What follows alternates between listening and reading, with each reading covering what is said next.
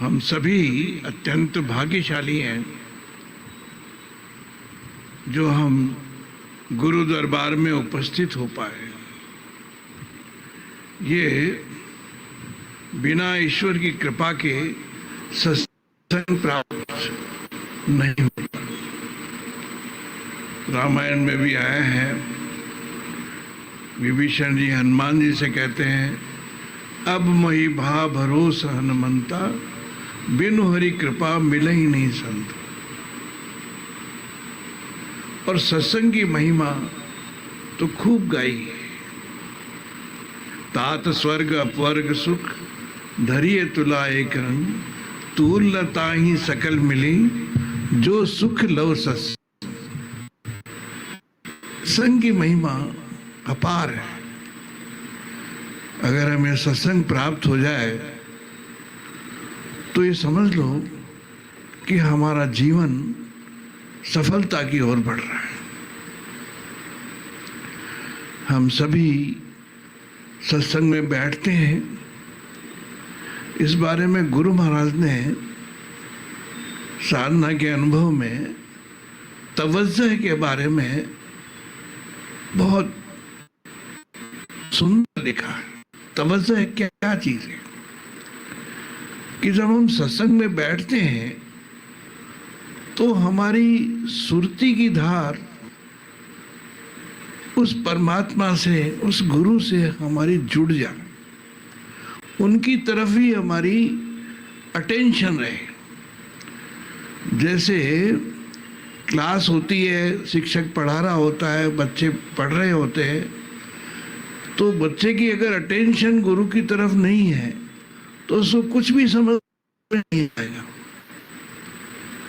तो इसमें जहां हमारा मन होगा, जहां हमारी अटेंशन होगी, वही हम उपस्थित होंगे। चाहे हम सिर्फ दुनिया के किसी कोने में बैठे हों, अगर हमारी सुरती गुरु से जुड़ी हुई है, चाहे वो कितनी दूर बैठे हों, तो हम वही हैं। हम उसी स्थान पर हैं और उस स्थान पे बैठ के भी हमारा ध्यान कहीं और, तवज्जो कहीं और है, हमारी अटेंशन कहीं और है, तो हम उसका लाभ नहीं ले पाते। इसलिए बड़ी सावधानी की जरूरत है कि जब भी हम सत्संग में जाएं, बैठें, तो हमारी हुजूरी उस वक्त पूरी अटेंशन गुरु महाराज की तरफ ही हो। अगर हमारी अटेंशन दूसरी जगह होगी तो उसका लाभ हम नहीं ले पाएंगे। इस बारे में परम पूज्य छोटे भैया एक कथा सुनते थे कि दो भाई थे, वो कहीं दूसरे शहर में गए किसी काम से, तो सब काम वाम सब हो गया। तो एक भाई ने कहा कि आज जन्माष्टमी है, मैं तो मंदिर जाऊंगा भगवान के दर्शन करने। और दूसरा बोला कि मेरा मन तो आज नाच रंग देखने में है, तो मैं तो जहाँ नाच रंग होगा उसी महफिल के अंदर नाच रंग देखने जाऊंगा। दोनों भाइयों ने तय कर लिया कि हम इस वक्त वापस मिलेंगे, तो अपना जो नाच रंग देख के आओ और मैं भगवान के दर्शन कर लूँगा। तो बड़ा भाई, जन्माष्टमी थी, भगवान के विग्रह के सामने खड़ा था, किंतु उसका मन ये सोच रहा था, उस वक्त उसकी अटेंशन जो है वो थी उस छोटे भाई में, कि वो देखो वहाँ नाच रंग देख रहा होगा, कितना आनंद ले रहा होगा, कितना मज़ा उसको आ रहा होगा, उसी के बारे में सोच रहा था। और छोटा भाई ये सोच रहा था कि देखो बड़ा भाई आज भगवान के दर्शन करने गया है, वो भगवान के विग्रह के दर्शन कर रहा होगा और कैसा आनंद प्राप्त कर रहा होगा। दोनों भाई वापस मिले और संयोगवश दोनों की उसी वक्त मृत्यु हो गई। तो बड़े भाई को तो यमदूत लेने आए और छोटे भाई को देवदूत लेने आए। तो उन्होंने कहा कि आपसे गलती हो रही है, मैं तो नाच रंग देखने गया था और बड़े भाई साहब जन्माष्टमी में भगवान के दर्शन करने गए, इनको देवदूत ले जाने चाहिए। तो उन्होंने कहा कोई गलती नहीं हुई, ये थे जरूर मंदिर में किंतु उनका मन नाच रंग में लगा हुआ था। और छोटा भाई तुम नाच रंग में जरूर थे किंतु तुम्हारा मन भगवान के अंदर लगा हुआ था। तो इसलिए ये बहुत आवश्यकता है, बहुत ही सावधानी की जरूरत है कि हम जहाँ भी रहें हमारी सुरती की धार परमात्मा से जुड़ी रहे। वो संभव है चिंतन से, कि जीवन में अगर हम चिंतन करें, हर वक्त उनकी याद करते रहें, सोते जागते काम करते कहीं भी हम रहें, कि हमारी ध्यान हमारा भगवान की तरफ रहे, तो उससे क्या होगा कि हमारा उनसे संबंध जुड़ा रहेगा और वहाँ से जो शक्ति प्रवाहित होती है वो आपके अंदर भरती जाएगी। और अगर शक्ति वहाँ से आ भी रही है और आपकी अटेंशन, आपकी तवज्जो उधर नहीं है, तो आप उस शक्ति से वंचित रह जाएंगे।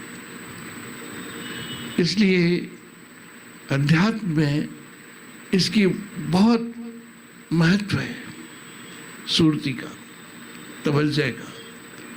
तो हमें हमेशा ये ख्याल रखना चाहिए।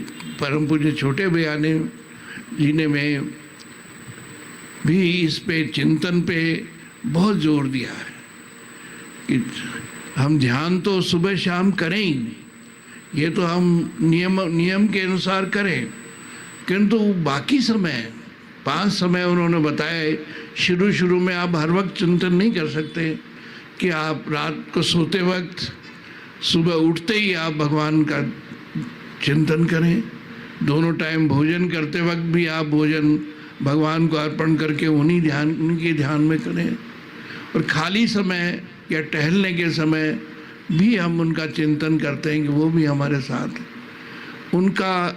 उनकी उपस्थिति हर समय अपने अंग संग महसूस करें कि उनसे हमारी कोई बात छिपी नहीं हुई। वो हमारा ख्याल रखते हैं, वो हमारे रक्षक हैं, हमारे सर्वस्व। तो ये मन में हमेशा हमारी सुरती की धार उनसे जुड़ी रहे, तो इस अध्यात्म मार्ग में हम बहुत शीघ्र प्रगति कर सकते हैं, क्योंकि ये अति महत्वपूर्ण है। आइए, गुरु महाराज ने हमको एक सरल साधना दी, ये हम गृहस्थों के लिए जिनको समय नहीं है। तो गुरु महाराज ने कहा कि आप खूब संसार के काम करो 23 घंटे, उस वक्त ईश्वर को भी भूल जाओ, यहाँ तक कहा, किंतु आधा घंटा सुबह और आधा घंटा शाम को बैठ जाओ ईश्वर के सामने शुरू में। बाद में चिंतन भी आपका चलेगा, दोनों चीजें साथ साथ चलेगी। उससे आपकी वृत्तियां जो बहिर्मुखी हैं वो अंतर्मुखी होंगी। हम बाहर का सोचते रहते हैं, बाहर ही हमारा मन डोलता रहता है, वो अंतर की तरफ मुड़ेगा। और हमारा मन जो चंचल है वो स्थिर और शांत होगा। और तीसरी बात, इस ध्यान की क्रिया से हमारा हृदय पवित्र होगा। हृदय का पवित्र होने के लिए ही सारी साधनाएं हैं। निर्मल मन जन सोमो विपावा, मोहे कपट छल सिद्ध नमो। तो हृदय की निर्मलता इस ध्यान की क्रिया से आती है, वो ही ईश्वर दर्शन के लिए प्री कंडीशन है कि उससे पहले हमारा हृदय पवित्र हो जाए, निर्मल हो जाए। वही ध्यान की क्रिया अब हम करेंगे। बहुत सरल क्रिया है, इसे कोई भी कर सकता है। बस एक सरल आसन से बैठ जाएं, स्थिर सुखम आसन। जिससे कि आराम के आसन से, जिससे लगभग 30-35 मिनट हम बिना हिले डोले बैठे रह सकें। आँखों को हल्के से बंद कर लें जैसे सोते वक्त। ये साधना आँख बंद करके की जाती। आँख खुली रहेगी तो बाहर के विचार हमारे अंदर आएंगे।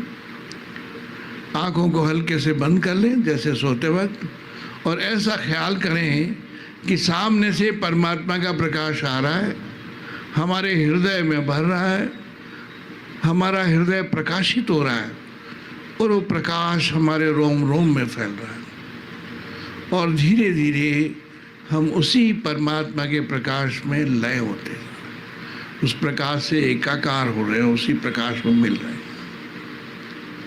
मन इधर उधर जाएगा, किंतु फिर हम उसको खींच के इसी ध्यान में ले आए, इसी ख्याल में ले आए कि परमात्मा हमारे सामने साक्षात उपस्थित है, प्रकाश स्वरूप, प्रकाश पुंज के रूप में। वो प्रकाश, परमात्मा का प्रकाश सामने से आ रहा है, हमारे हृदय में भर रहा है। ध्यान का स्थान हमारा हृदय स्थल है, और वो प्रकाश से हमारा हृदय प्रकाशित हो रहा है, हमारा रोम रोम प्रकाशित हो रहा है, और धीरे धीरे हम उसी परमात्मा के प्रकाश में ही लय होते जा रहे हैं।